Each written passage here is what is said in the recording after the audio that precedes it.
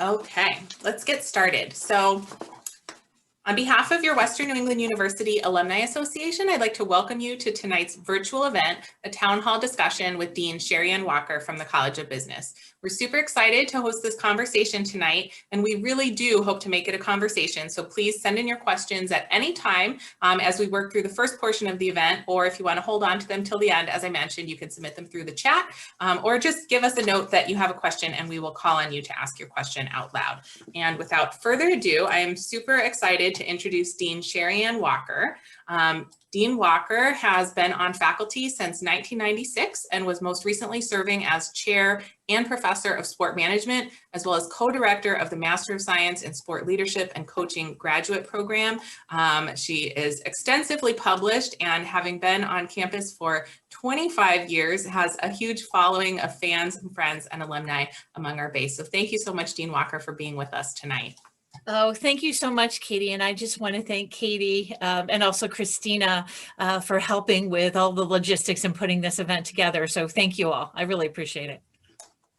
Perfect. So we'll get started with tonight's discussion. I think just to get us started, for those who might not know you, can we talk a bit about your early years at Western New England? What attracted you to Western New England University? And was there an experience from your first few years on campus that influenced how you teach or how you lead the College of Business today?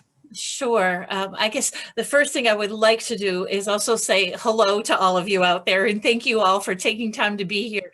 And, you know, part of me just wants to jump through the screen because I recognize so many faces, and there are a number of my students here, and I really do want to jump through the screen and give you all a big hug. And I really appreciate you being here this evening. It's great to see you all. And I also would be remiss if I didn't thank our chairman, Ken Rickson, for being with us tonight. So hi, Ken.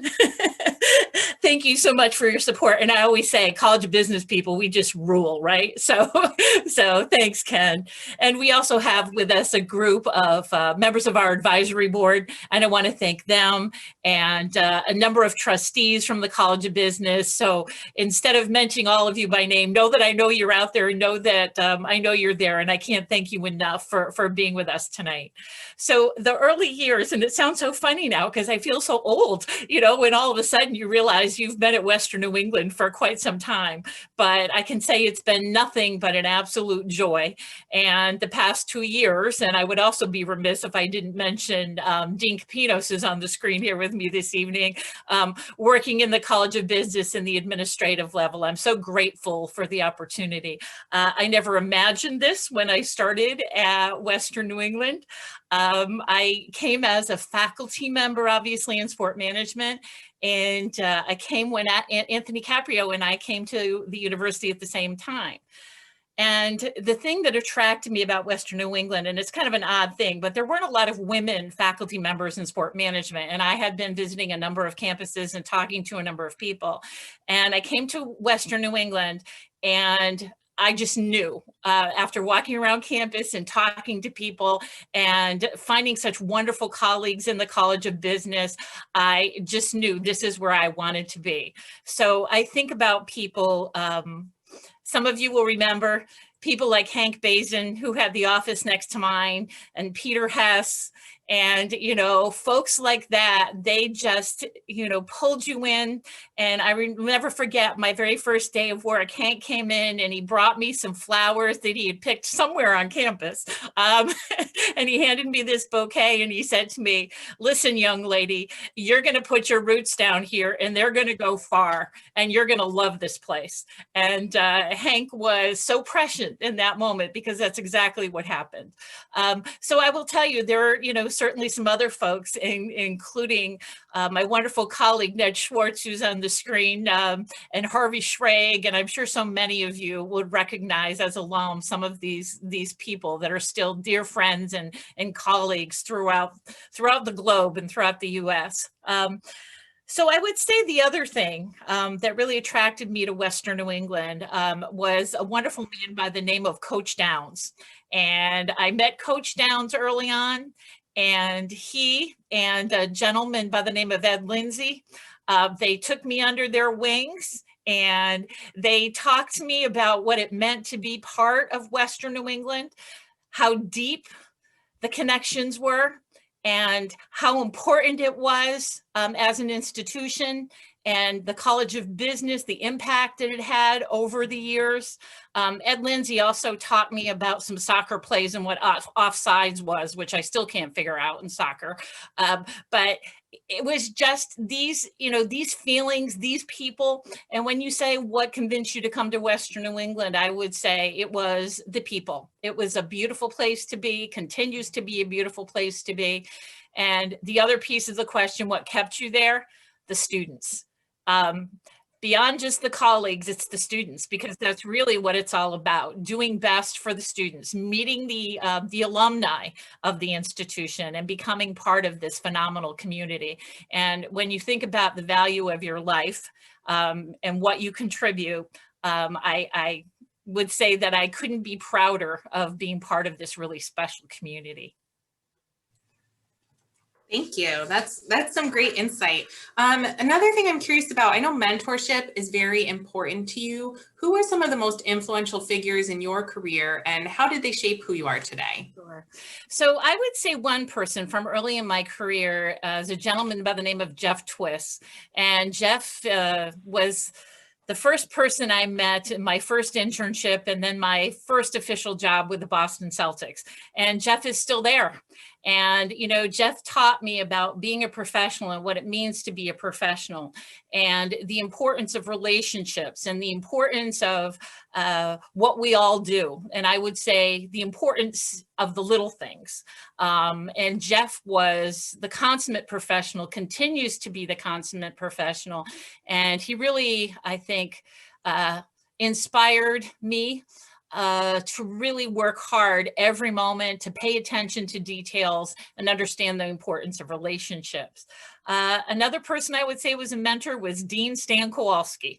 And I'm still very close friends with him. And when I had the opportunity to think about moving into the dean's role, I had a conversation with him, and he came up from Florida and took me out to lunch. And, we talked a lot about being a dean and what it meant to be a dean. But he showed me all along when he was sitting in the dean's chair what a dean should be and how a dean should always be thinking about students' interests first. So I would say that Stan affected me a lot in thinking about how a College of Business should be run. He set the gold standard for being connected to the community, his work with the chamber and a lot of industries in Springfield. Those are, I would say, legacy contributions to who I am, and they continue to influence me to this day. Great, thank you. Pivoting a little bit, I think something that might be on the minds of many of our alumni and friends tonight is how the COVID-19 pandemic has affected the College of Business. I know most folks online are aware that we've had students on campus both through the fall semester as well as this semester in the spring. How are the students, faculty, and staff adapting to the needs of the moment, and what things have you seen that have changed? Yeah.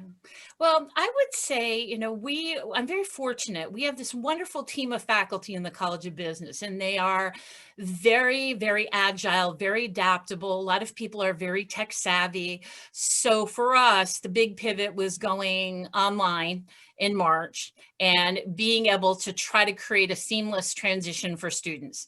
Will I tell you it went perfect? I would love to tell you that, but then I wouldn't be representing the truth. I mean, there were bumps along the path, and, it's like running any kind of business. You deal with what's happening in the environment, and you try to adjust to the moment and make real-time decisions in handling the challenges that come up. And I think one of the unexpected challenges was really now paying attention to students who were disadvantaged by this change. So it may be students who were living in communities that didn't have great internet service. And, I had a number of students who were, driving somewhere, maybe to a McDonald's parking lot to sit there and get a strong Wi-Fi signal. And I had some other, students who were trying to do class all through their iPhone. So, and then we had some other students who were differently abled. So, we had a hearing impaired student, and, the internet and Zoom classrooms aren't an optimal scenario for lip reading and being able to conduct a class. So there were a lot of embedded challenges, and I feel very confident that with our team, not only in the College of Business, but the support services, and again, I would be crazy not to mention the really important role that Kara played in helping to navigate all these things for our faculty and our students. But I also want to add that with COVID and the pandemic, we have seen some remarkable opportunity for the College of Business. And when you read about what's happening in higher education, this is a seminal moment. You all, I'm sure, are aware of what's happening in the higher ed world, in this environment, in this industry. And this is a time to transform yourself. And we were all expecting transformation with the change in demographics, probably in the next 2 or 3 years. Well, this accelerated everything. And this got all of us to thinking about how can we better serve our students and prepare them for the post-pandemic business world. And, I have talking to Stephen and, some other folks about this, and the reality, and some of our other alums on our accounting board, and I know Brandon's here, and, business is never going to be the same after the pandemic. And depending on what particular survey you read, 61 to 75% of businesses are now talking about incorporating some remote component into their daily operation. And, remote working, all of that has special challenges and requires special skills. In addition, we see changes in accounting standards, and we see changes in terms of not only business information systems, but artificial intelligence and analytics. And I've been very mindful of what this pandemic has pointed out about the business world. Supply chain management, failed us in so many ways. And so we're talking now about looking at supply chain management. And it was part of the curriculum when I first came to Western New England, and there wasn't a lot of student interest, so it sort of faded away. So we're revisiting that, and we're poised to bring that back, because I think as a dean and as a community with our advisors and our alums, one of the most important roles that you can play is helping us to bridge academia and business. So I've talked to our business board of advisors, what is your company doing? What have you seen? What skill set, what mindsets are you looking for? What can we do to better prepare students for the world of work? And we're very fortunate in President Johnson, him coming, we've had some great conversations. He's very grounded in the business world. And he talks a lot about preparing students for the future of work. So I'm excited about the many possibilities that come with that. While there were challenges, our faculty responded, our students responded. I taught last semester. I never thought in a million years I'd have a mask and a face shield and have to stay 6 feet away from my students. And for those of you out there who've had me in class, you probably can guess it killed me. It was tough, but we survived, and we're moving forward. And I think we all feel pretty good about the possibilities of the future. That's great. Yeah. And I wonder, I guess, I'm curious if you can share a bit. Obviously, COVID and adapting to that situation has been such a huge part of the focus, but upon taking the role of dean and getting started in leading the College of Business, what were some of the other early priorities that you identified and initiatives that that you're trying to move forward in these earlier days? Sure. So one of the things I would say is one of our top priorities was making sure that we had our maintenance of accreditation for Aacsb. And that was a hurdle that I faced in my very first days sitting in the Dean Suite. And so pulling the faculty together and navigating that challenge. And we successfully did that and received our maintenance of accreditation within the first year. So that was the top priority. And then, in listening to others and going on my own sort of listening tour and talking to people about priorities and what we need to do and how do we get better, we're committed to continuous improvement. Where do we need to go? Well, some of the things that came on my radar screen dealt with diversity, inclusion, and equity. And so some of the things that we were talking about was also adjusting some of our student programming.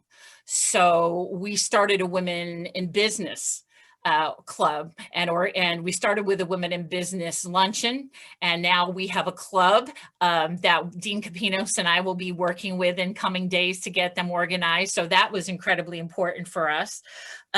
Some of the other things that we were paying attention to was our curriculum and looking to make sure that we remained relevant.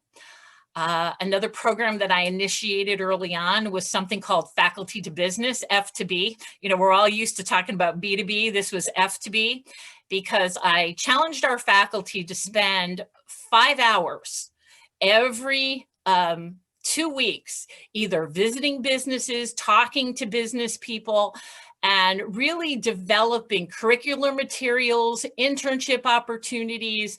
It's absolutely critical that faculty be in business so that they can then in turn bring business back to the campus. And I talk a lot about a two-way bridge. You know, we want our students in the business community getting hands-on, engaged, active learning, and we want business people in our College of Business, talking to our faculty, spurring research, spurring curricular change. So the faculty have been incredible about that. And we're thinking about impact on students. We're thinking about our impact in the community. You know, and I can't sit here this evening and say that, you know, this is all me. It's not, you know, it's this team. It's this wonderful group of faculty and students that are committed jointly into moving us forward. So it's all hands on deck. And I think those initiatives are which I'm most proud of, because we're really starting to see positive results in terms of outcomes. That's great. And I wanted to follow up sort of on those bridges between the academic experience and business. Can you talk about the role of internships and field experiences in the student preparation and any kind of initiatives that are happening in the College of Business to make sure that students have the real hands-on career experience that they need to be successful? Sure. One of the very first things I did is I looked at all the syllabi for all the core courses, and I went through every single one, looking at where different faculty members were engaged with business. So that meant, you know, research projects. It meant lab experiences. It meant facility tours. It meant projects. It meant having business people in the classroom, case studies, problem solving with business partners. And one of the things I developed, and I knew this, you know, from my intuition, that we were doing this really, really well. But what I found was that just within core courses, all business students are getting a minimum of 100 hours in their core business courses. That's a minimum, and that doesn't even include internships, working, engaged, or active with business. And whether it's service learning, whether it's doing a research project in marketing research, whether it's the SAP lab, some of the competitions our finance students are involved with, our sport management students are involved in, to capture that as a critical element of who we are is incredibly important. And on top of all that, I think for me, one of our one of our commitments is to making sure that students are prepared for this new business world. So what we're talking about now are things along the lines of skill sets, because certainly they need the tangible business skills, but also mindsets. Because what I'm hearing from the business community and what I'm reading is businesses are looking for students who have certain mindsets. They are problem solvers. They are good communicators. They are people who know how to present themselves. They are people that know how to work remotely, how to build teams, how to be innovative. So reflecting that in the curriculum is important. And one of the new initiatives I'm really excited about is we're launching a remote working certificate, and that will start in the fall. And so we're also going to translate that to the graduate level, so that professionals who need to upskill and want to come back to the College of Business to learn, more about getting the most out of a remote work scenario or a remote work situation will have the opportunity to hear from some experts about how that can be managed most effectively and efficiently. So I'm very, very excited about that. The other thing we're working on now, and I know all of you in your various courses heard about IQ and EQ, emotional intelligence. Well, now we're talking a lot about AQ, which is your adaptability quotient. In terms of your mindset, are you capable of adapting in a very uncertain environment? And I know all of you out there as business people know exactly what I'm talking about.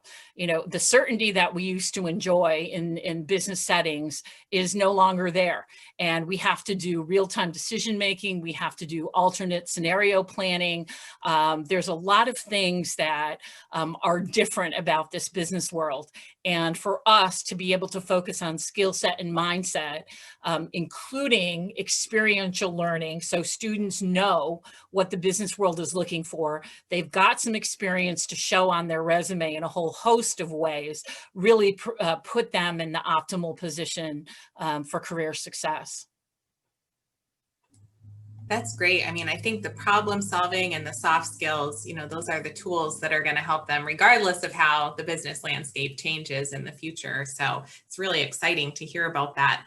I would say I would be remiss to not ask about alumni engagement and how you have been involving alumni in the College of Business, especially in this last year as, visitation to campus has been so limited, but also what you'd like to see in terms of how alumni can plug in and support some of these initiatives that you're driving forward. Sure.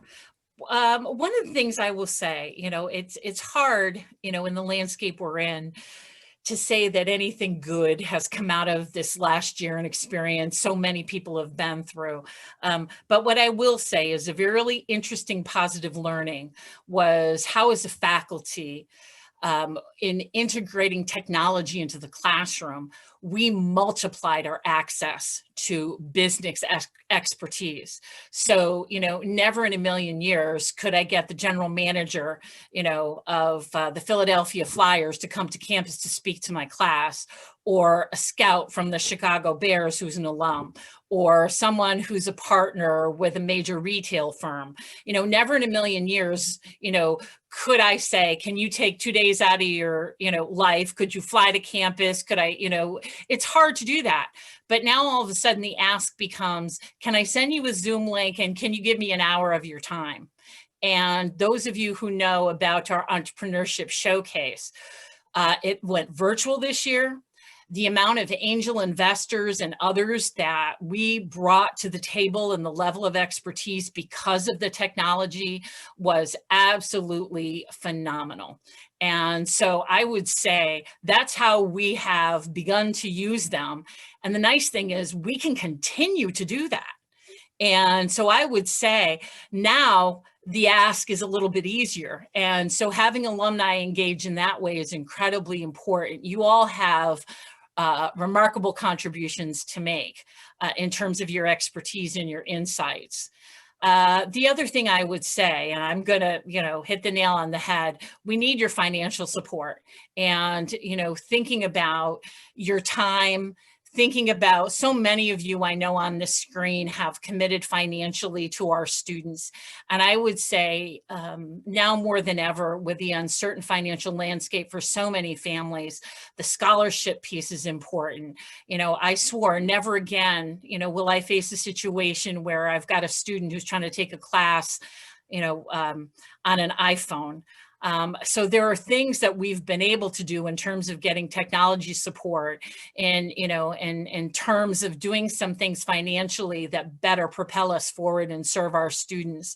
That's going to be so important moving forward. So, I sit here and I say, you guys are all such wonderful friends to the College of Business. And I know that you have so much to give, both in terms of your time and your expertise and your insights.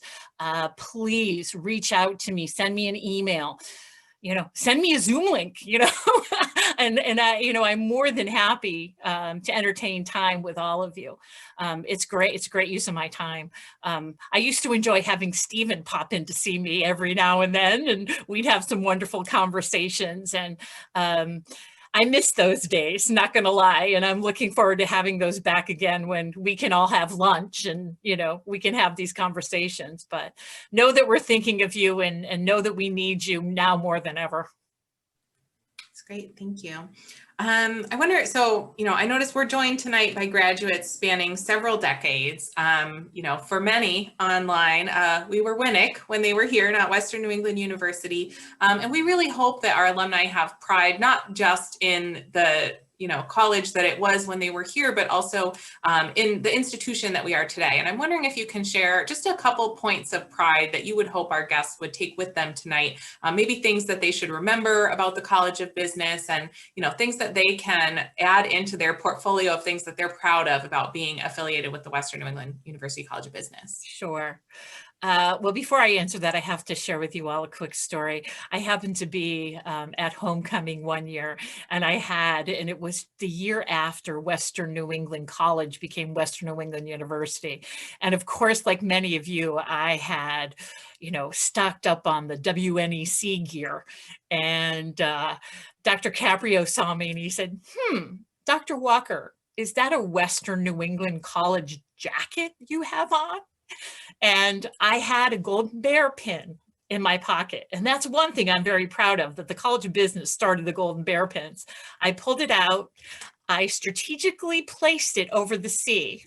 And he looked at me and he said, well, he said, I appreciate your creativity, Dr. Walker. I can tell you're from the College of Business. And he said, carry on. So I'll never forget that. And we had a good relationship. So I know he was just kind of pulling my chain, but I still have WNEC gear, and I'm hoping that it will never show up in the Salvation Army somewhere, that it will indeed become vintage wear. And, maybe it will be passed down in my estate and it will go on eBay and put someone in my family through college. But what I want to say is, always be proud of those roots of Western New England College and of Western New England University and what we're becoming. So points of pride, to take with you. Go forward knowing that your College of Business is really focused on thought leadership, on making a difference, on being adaptable, on being welcoming, and knowing that you will always have a place at the table in the College of Business. And I would say another point of pride is be proud of all the many accomplishments of all these faces on the screen and generations more.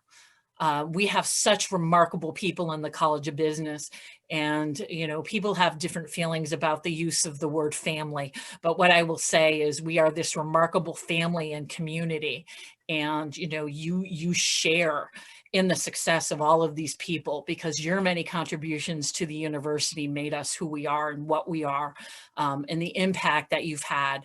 And what I will tell you is there's nothing that makes me happier, as a professor, and I'm continuing to teach for those of you out there asking, and as a dean, is preparing people for the future and helping them to fulfill their dreams. And there's nothing that makes me prouder than when I get an email or, every now and then I'll get a text from Jessica Vino, who I know is out there, saying, hey, Doc Walk, look where I am and look what I'm doing and, be proud of me kind of thing. And, and it's just such an amazing feeling because that's why we all do what we do.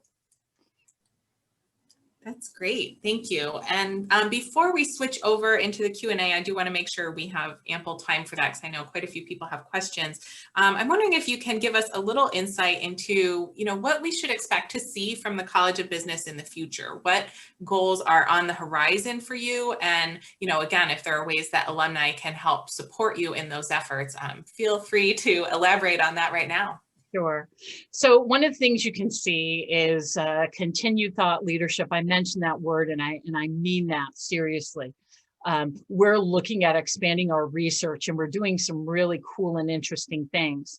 And, our business analytics has become much more integrated across courses and in the curriculum. Expect to see artificial intelligence on the horizon and watch to see what we do there. It's been fascinating to watch, as I know many of you in the financial industry probably, are sick of hearing about Robinhood stocks and, paying attention to what's going on in the market with GameStop and so on and so forth. But to me, it's really created a buzz among the students. So now all of a sudden, 18-year-olds want to be investors and they want to dabble in that. So with our Cohen trading room and our new our finance club and Professor Durr, who's taken our students off to compete against some of the powerhouses, like Yale. And our students did incredibly well in terms of helping to set policy for the Boston Fed. So, expect to see more of that. From another vantage point, I would say we were talking today, and I'm kind of letting a little cat out of the bag, but we're talking about launching an initiative in corporate and organizational recovery. Because knowing what's happening in the environment now, there are a number of entrepreneurs, small businesses, people who are in the restaurant industry, people who are in various industries across all of our disciplines who now have to restart. And I've read a lot about this. I was in a meeting today with a very influential Springfield person who heads up entrepreneurship and is very involved in the business community. And he said to me, a lot of business people are just down on their knees. And I said, well, we're talking about how to help them stand back up.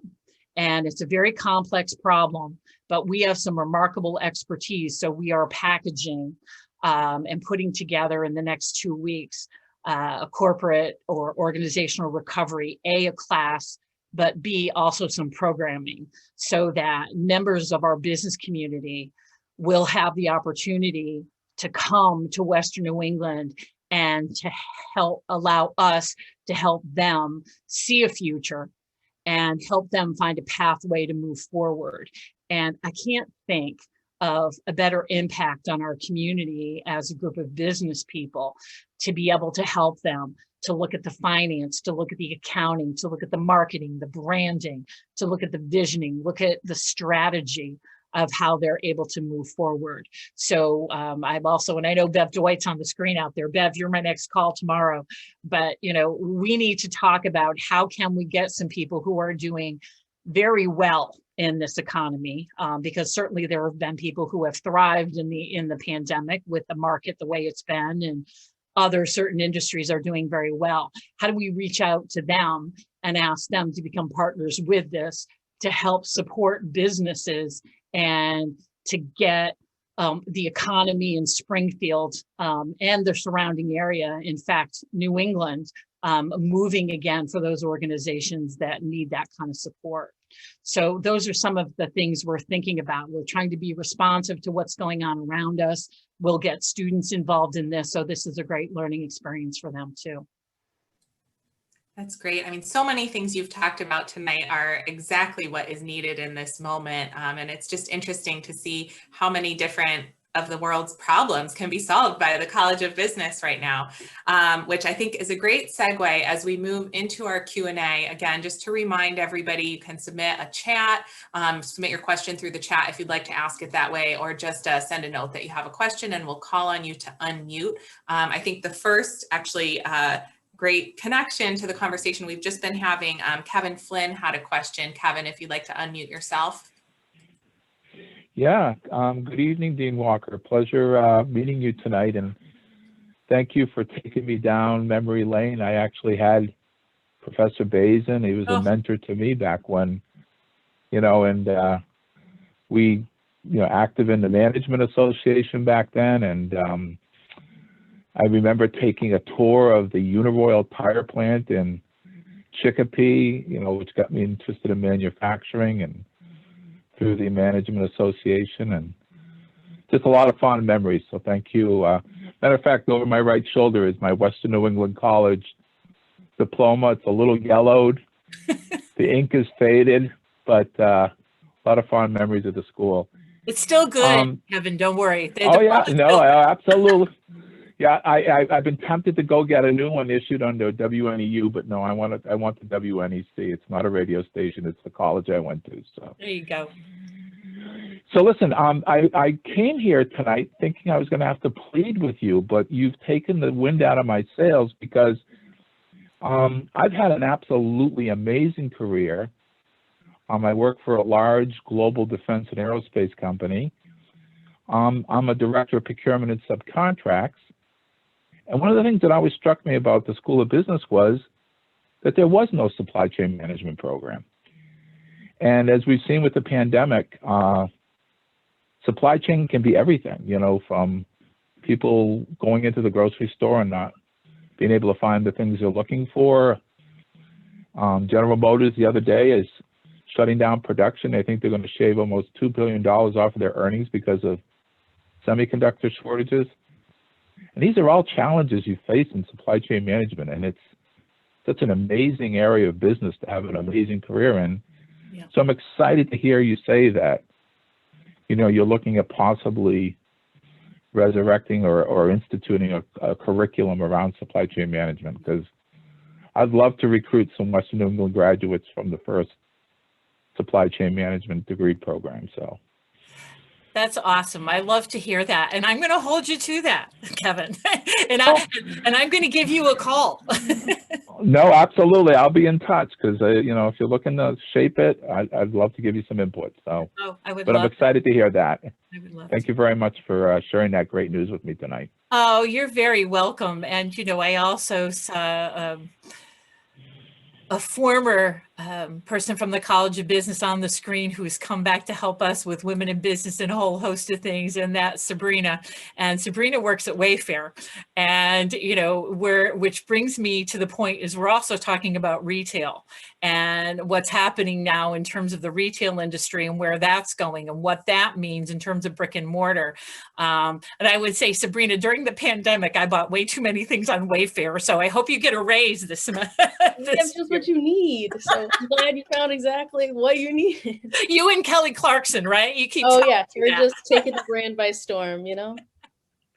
But it really is, it presents an interesting challenge for the retail world as well. And we've got to think about things like, you know, you asked me about what to expect. You know, we're really incorporating more of, you know, study of social media and social analytics and digital sales and the various digital platforms, because there's a lot of careers out there in that field. So, you know, there's, like I say, you know, the business world, it is a changing, right? We all know that. Absolutely. Great, thank you. And Jim Wilkinson, you had a question. Feel free to unmute yourself. Yes, thank you very much. Dr. Walker, thank you for this. I'm in a unique situation. I'm a graduate, 1981, 1986 MBA. I'm a college professor at Asnuntuck Community College in Enfield. And I have once a semester, Kara Kapinas and Mike Russell come into my classes and tell them about Western New England. So I promised my students that I would sit in on this to listen to, you know, the dynamics of what's going on in the School of Business, because we have the relationship that we've built through Kara and Mike and my students. We've sent a lot of students on to Western New England. Yet I would just want to see that, because the students right now are looking only towards post-pandemic. Yeah. And you know, although everything went virtual, a lot of students dropped off the grid. What did you do around Western New England University on the students that sort of fell off the grid, and the outreach that you have to submit yourself to now in order to pull that back in? Yeah, that, you know what, Jim, that's going to be an ongoing challenge, I think. What we did was, we're very fortunate. We have a nice internal advising system, so that, and we also started an advising center this year. And so faculty members were reporting on who wasn't showing up to courses. And then we would Kara would do some chasing and faculty members would do some chasing. Our advisors, and I think Dom Seguro's in here too. And Dom, I know, has been part of that team doing remarkable work and trying to make sure we knew what was happening. And one of the things I'm always saying to faculty, and one thing I learned, for Christmas, I got this book on Socrates' sayings, and I can't quote this exactly, but the nature of the quote was, "Be kind to everyone you meet today because you don't know what battle they are fighting on this day." And I think that's one of the things that we found during the pandemic. There was a lot of people fighting a lot of battles. And, we had some students who, were home and helping to homeschool their younger siblings, some of them trying to squeeze in extra work shifts at Big Y because they could get in, and they were replacing some workers who were older and comfortable working, and they needed the money financially. We had a couple of, cases where the pandemic just, went through families and just created such personal hardship for individual students. Our mantra was to be compassionate, to go after people, not let them slip through as much as we could, and try to, like any good business person, right? You try to diagnose what's really going on here, because oftentimes students would tell you one thing, and if you, we're digging deeper, and, I can't tell you how many phone calls Kara will tell you, because she was getting them too. March all the way through the summer, all the way through the fall, from parents and others. And one thing I found really interesting, we had a lot of parents taking courses along with their students on Zoom at home, which was really fascinating. It was 2-for-1 tuition, Ken. We got to stop that, right?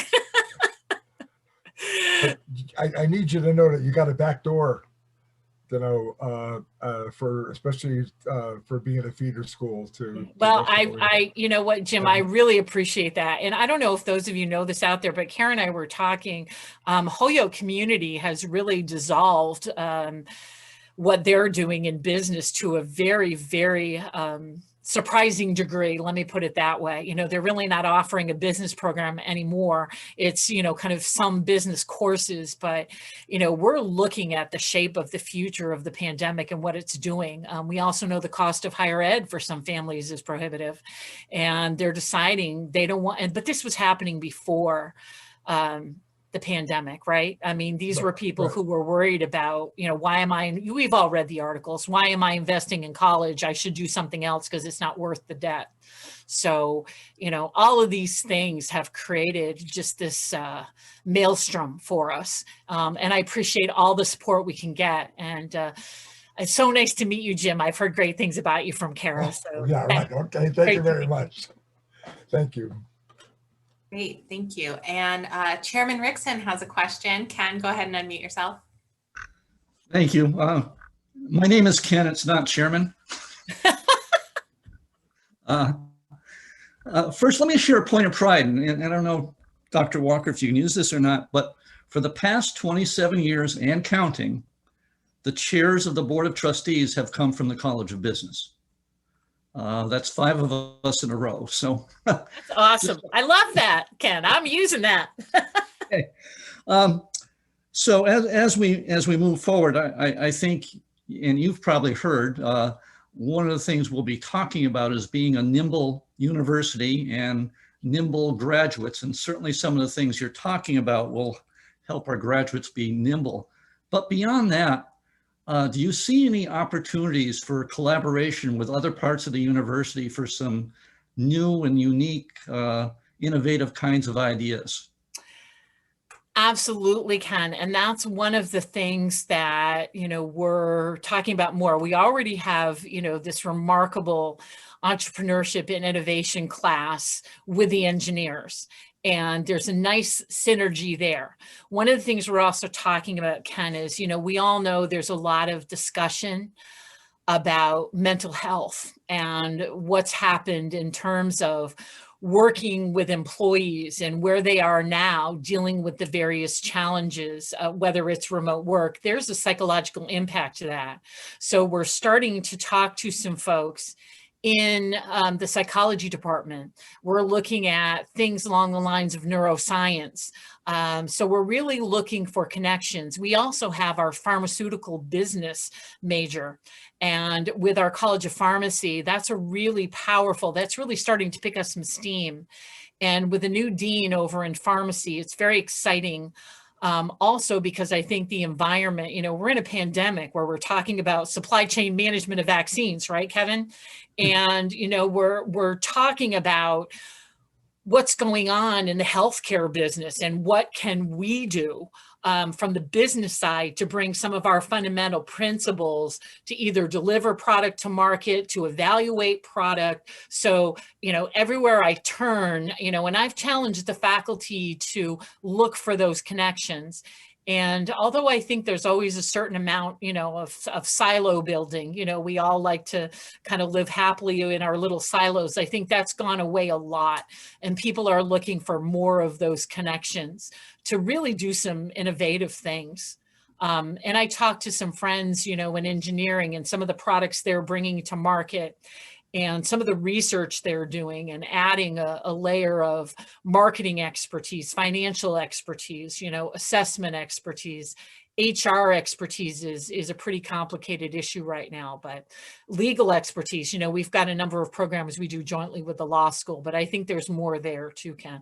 But hey, I'm open to ideas. So if you got anything, Ken, you know where to find me. Great questions. I haven't seen anything else come through the chat, and I know some of you on here have questions, so don't make me call on you. All right, Brandon, what have you got? I don't have anything right now, but I saw Ned raise his hand. Oh, okay, perfect. Ned, go ahead.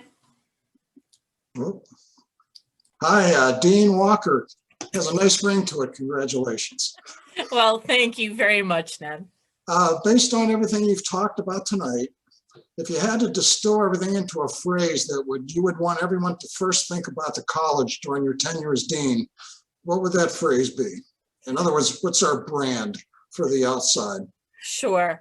Well, I will tell you, this is a challenge for all of us, right? To distill everything into 3 short words. And for those of you who don't know Ned, and I know many of you do, Ned came up with, something really interesting to me in terms of DNA and thinking about organizational DNA. Yes, Ned, I remember this. And, who are we? What is our secret sauce? What do we do? And, I don't know if I can put it in 3 words, but I can tell you I've got some talking points. And it has to do is effectively preparing students for the future of work through engaged and experiential learning. And I really am hitting home the point of how are we doing that? By maintaining our relevancy, by being agile in the marketplace, and by creating a community that not only challenges learners, but enables professionals. How'd I do, Ned? Very good. I am volunteering at the zoo here on the Space Coast, the Brevard Zoo. And I have to say the reason I like it there is because it has the same vibe as Western New England. And that is a real family environment. So I can't emphasize that enough, how positive a thing that has been all the years I've been associated with the university. And just to keep that up, and I can't tell you how important that is. Well, Ned, I really appreciate it. And thank you for being here. I'm going to share a little secret. Professor Schwartz and I did some research together, and we went to Colorado to present a paper. And it was one of my at a conference. It was one of my most well-attended and highly received papers. And, I can't tell you how fun it is, Ned, to see you here, even though I'm very envious that you're on a beach somewhere or close to one. It's spring training, baby. You got to be in Florida. See it. Perfect. Other questions for Dean Walker? Stephen? Thank you, Katie. Hi, Sharianne. Hi, Stephen. Question for you. You talked about the professors being in business. One of the things that so many conversations that we had is, the importance of not only alumni engagement, but one of the things you didn't mention that I kind of want to bring is, our role in recruiting students for the university, and how as alumni, if you just pause for a moment and say, if I try to connect with 2 super students that I know that I can convince to go to Western New England University, how stronger the university could be, and how, we're talking about the folks on the phone, how passionate they are about the school. I mean, we just need to tell the story. And it could be 5 people, it could be 2 people, but if we're not doing it, we should. So I don't know if it was more of a question or a statement, but even the professors should be talking to folks in business, but they also should be recruiting students, right? Yeah, yeah. Yep. And then what I will tell you is, recruitment and retention, to echo what our fearless leader has said, is everybody's job. And we spend a lot of time focusing on the personal intention.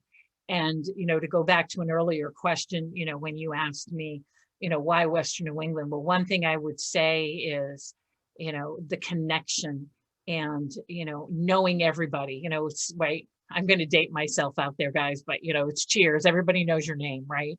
And everybody knows your name across generations.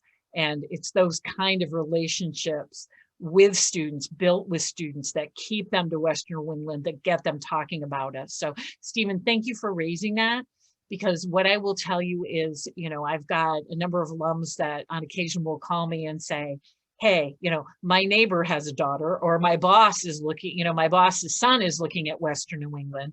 And what I will tell you is I'm always open, as is, and I'm going to volunteer her here because I know she'll allow me to, is, Dean Capinos, we're always happy to talk to prospective students and families, and we can connect them with the right faculty members.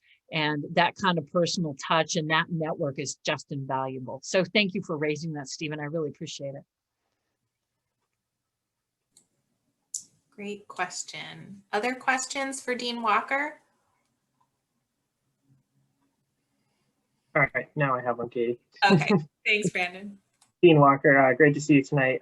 You talk a lot about experiential learning. What are we doing currently, or what are your new ideas to work with local businesses in the local community to connect our students back to the Springfield area? Yeah, so one of the things I would say, Brandon, is, we're sitting on the launch pad on this in part because of the pandemic, but we have been able to do some things virtually. However, I'm the first, you probably have guessed by now, I'm a people person. I like to talk to people. I like to spend time with people. And we all know that we lose a little something, in the digital world here. And I can't wait to get back out to see people face to face and shake hands. So what I will tell you is, we're ramping up. Dr. Goodnight does some remarkable work in working with corporate partners. And, what I see is us being more active in identifying or having people identify to us and networking opportunities out within business, and really focusing on engaging students, not just in the internships and jobs and the career fairs and those kind of things, but how can our students get in there? And one of the things I would say, Brandon, is, historically there's been this kind of all or nothing mentality. So it's like, okay, all, meaning we're going to get in and we're going to spend an amount of time that equals 120 hours for an internship. And I'm more interested in looking, again, being agile in some of these short hits, multiple short hits. So if I can get a student working with 3 or 4 companies through 3 or 4 projects and 3 or 4 classes over time, I think for some, it's going to really help them identify, is this the career for me? Is this what I want to do? Or maybe I need to pivot. And maybe I need to explore something else, or I'm discovering something I never thought of. And then we can start working on that. The other thing is we had to put our nonprofit experience on hold. And Dean Capinos and I are we're working and going to be working with Professor Tom Woodside. Some of you may or may not know him. He is an executive who's had years of experience, and he's with us as a professional educator.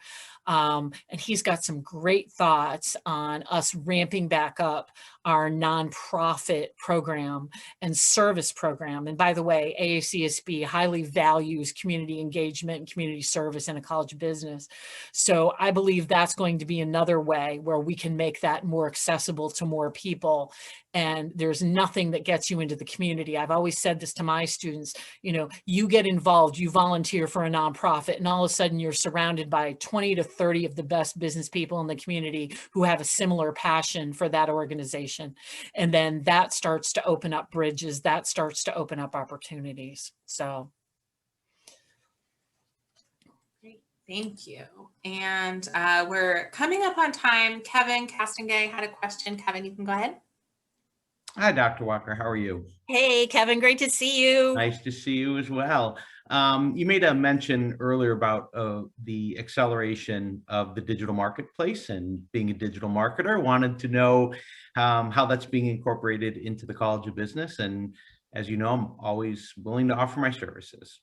Oh, well, that's excellent. I'm getting a lot of names here tonight. So what I will tell you is there's a lot of it that's going into obviously the marketing classes, you know, in terms of branding, in terms of looking at social analytics, in terms of students actually in other classes, including all of my sport management majors out there. Professor Costanzo is now working in sport management, and he's brought in analytics, and SAP actually has a sport analytics platform and digital media platform. So that's being incorporated in some of the sport management courses as well. And as we all know, and I'm looking at Mike Raymond, the importance of the communication through digital media in the sport industry. And so we're seeing it in all of the majors, Kevin, and we're trying to incorporate pieces throughout the curriculum. And again, I'm always open to ideas and to challenge our faculty to find ways, you know, and I'm going to be really honest with folks. You know, we all do what we've done, right, for a long time, and we know what we do. And there are some people who are really great at grabbing onto opportunity and pivoting and doing new things. And there are other people who are a little slower to get there. But the good news is I think the pandemic has really driven home the value of being agile and being able to adapt and adopt. And, you know, I keep hammering home the notion of a relevant curriculum. And so I'm starting to see more movement, even from some of those folks who've been there a long time, right? And all of a sudden, I'm one of those people that have been there for a long time. But it's exciting to see. But Kevin, we'll talk offline, and, you know, I'm going to pick your brain. Absolutely. Please don't ever hesitate. Happy to help however I can. Yeah, thank you. All right. Nice to see you again. Always good to see you. A great segue since you mentioned him, but Mike Raymond had our next question. Mike, go ahead. No, I just had a really simple one. I just wanted to know, after 2002, what was your second favorite sport management graduating class and why? You're killing me, Mike. That's like asking somebody, which is your favorite child, you know? And what I will say is I was expecting you to raise your virtual hand and say, so Dr. Walker, all the sport management alum around here want to tell some stories about you. Can you give us some time? We were trying to get more people on tonight, but life is happening. Well, I figured you were here to heckle me a little bit, and that's always welcome. Any last burning questions? We're just about at time. If anyone else has one last question, we can make time for it. Otherwise, we'll kind of wind down here. Okay, well, thank you, Dean Walker, for spending time with us. We have covered a ton of ground in just 1 hour. And I know literally nobody wants an extra Zoom in their schedule each week. So thank you for making time, for all of our guests for joining us. We will share the recording of this program on our YouTube channel at WNE Alumni. And you can also find all of our recorded events online at alumni.wne.edu. We'll share the recording out in an email as well. well. So be on the lookout for that, as well as other virtual events that we have coming up throughout the semester. And I do want to do two little plugs, one for WNE Gives, which is April 6th. It's our annual day of giving. There are great, super easy volunteer opportunities to be an ambassador and help the College of Business raise more money. So if you're interested in that, definitely be in touch. And the second plug to the question that came up about recruiting students. You know, there was a joke about an aging diploma, and I'll say the great thing about your diploma is it increases in value as it ages and the university grows in stature. And the best thing you can do to help the College of Business is to share the positive experience you've had with someone that you know who has a prospective Golden Bear in their family. So don't be shy about sharing that, about pointing students in our direction. You know the great product that we have, you know the great experience that we're offering, and you can help to strengthen the network by sending some prospective students our way. So if you have any questions about anything that we've talked about tonight, please feel free to be in touch, and we look forward to staying connected with you in the future. Thank you so much for joining us, everybody. So Katie, let me just kind of say a final word, and you know, it's the professor in me, right? I just can't thank you all enough for being here tonight. You know, for all of you as alums who I never had the privilege of you know, having in one of my classes or seeing you on campus. And to those of you that I have had the great joy of having in a course with me, and for many of you, several classes. What a remarkable gift you have given me this evening to be here and to see you all, to give your time, and to, you know, all of you for your commitment. And I'm so grateful and thankful every day to be in this position of Dean. And I just want to thank all of you for your time. And it's so good to see you all. Thank you.